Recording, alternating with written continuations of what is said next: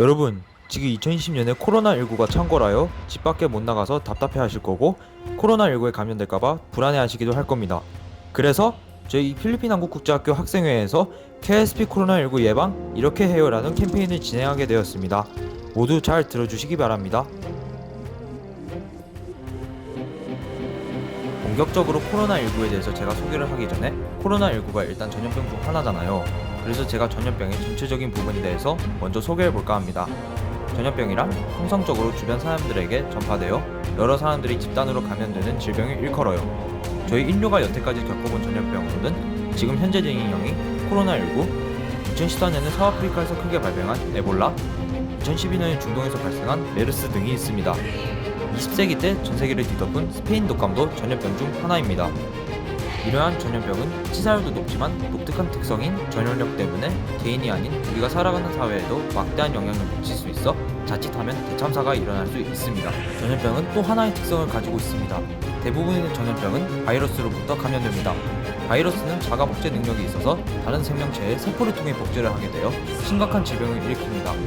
이 때문에 바이러스성 질병은 다른 사람들에게 쉽게 전파가 되어 일반적으로 바이러스에 의해 발생하는 질병은 전염병으로 분류됩니다.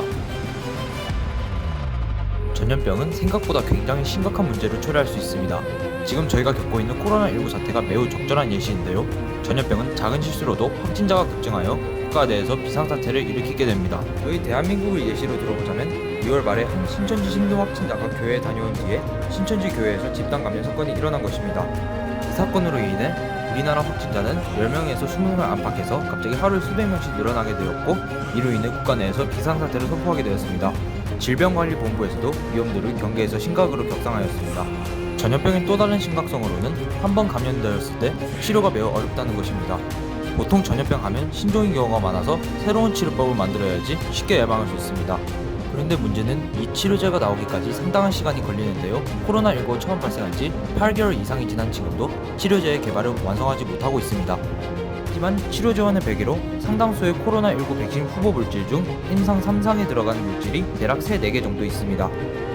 하지만 전문가들은 2021년이 되어서야 상용화가 가능해질 것이라고 보고 있고, 그러므로 전염병이 돌고 있을 때에는 지금처럼 단절된 일상과 생활 방역 시대를 지명할 수밖에 없습니다. 전염병은 치사율이 높은 경우가 많은데요. 엄청난 치사율을 기록해낸 에볼라 같은 경우는 25에서 90%인 상당한 사망률을 보입니다. 그 외에도 메르스는 20에서 40%의 치사율을 기록하였지만 그나마 다행히 지금 현재 진행 중인 코로나19는 다소 낮은 3.78%의 치사율을 보여주고 있습니다. 그 외에도 2003년 발병한 사스는 10% 정도의 낮지 않은 치사율을 보여줍니다. 이제부터 우리가 현재 거주하고 있는 필리핀 메트로 마닐라의 상황에 대해 설명해 드리겠습니다. 메트로 마닐라는 6월 1일부터 MECQ에서 GCQ로 전환되었습니다. 그럼 지금부터 GCQ의 가이드라인을 한번 요약해 보겠습니다. 일단 만 20세 미만의 사람들은 원칙상으로 외출이 불가합니다. 그러니까 저희도 필리핀 정부의 지침에 따라 외출을 삼가하고 꼭 필요 없는 일로 밖에 나가서 불이익을 당하지 않았으면 좋겠습니다. 또 저녁 8시부터 아침 5시까지의 야간 통행 금지도 요야하며, 이는 언젠가부터 저녁 8시가 아닌 저녁 10시로 변경되었습니다.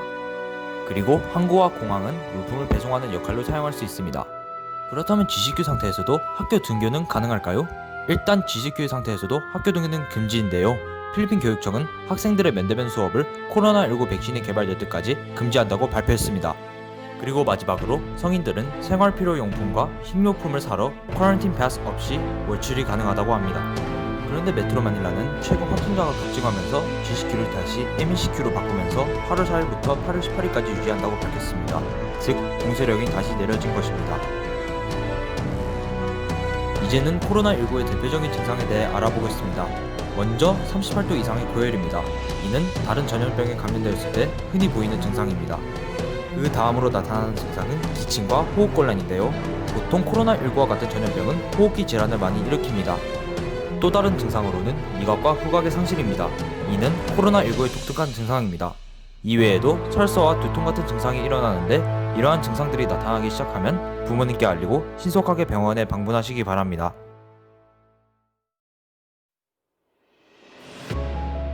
이제 우리가 만약에 코로나19에 걸렸을 때 해야 하는 대처법을 알려드리겠습니다.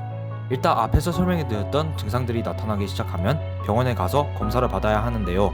필리핀에는 현재 총 67개의 코로나 검사가 가능한 병원들이 있습니다. 이 병원들의 위치는 구글 지도에 COVID-19 테스트라고 검색하면 나옵니다. 병원까지 이동 중에도 주의해야 할 점이 있습니다. 반드시 자기 차로 이동하시거나 걸어서 이동을 해야 합니다. 절대 대중교통을 이용하시면 안 됩니다.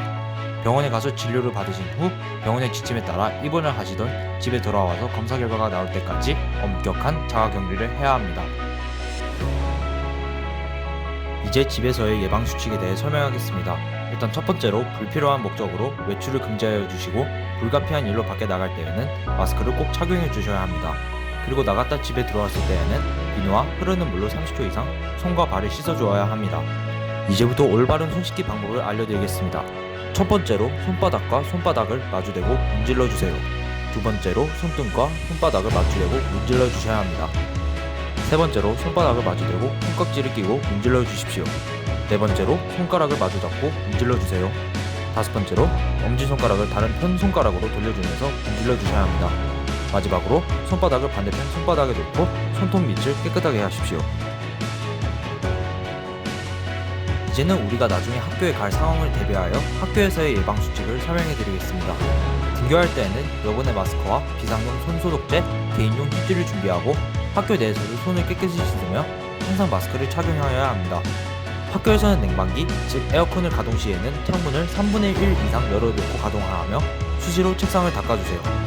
또 친구들과 선 후배님들과의 사회적 거리두기를 꼭 유지해줘야 합니다. 오랜만에 만났다고 서로 신체 접촉을 하거나 1m 이상의 거리두기를 지키지 않으면 우리 학교 내에서도 집단 감염이 일어날 확률은 언제든 있습니다. 또 만약에 제가 앞에서 소개했던 코로나19의 의심 증상이 생기면 담임 선생님께 꼭 말씀드려야 합니다. 저희 학생회에서도 여러분들의 안전을 위해 등교 수업 후에도 각 반마다 알코올 배치, 학교 내에서 마스크 착용 유무를 확인하는 등 최대한의 노력을 기울일 것을 약속드립니다. 현재 필리핀은 확진자가 12만 명이 넘고 하루에도 평균적으로 6천 명의 신규 확진자가 나오는 상태에서 여러분의 작은 실천이 모두를 구한다는 사실을 잊지 말아주셨으면 좋겠습니다. 저희 영상을 시청해주셔서 감사하며 다시 만나는 날까지 건강하기를 바라겠습니다.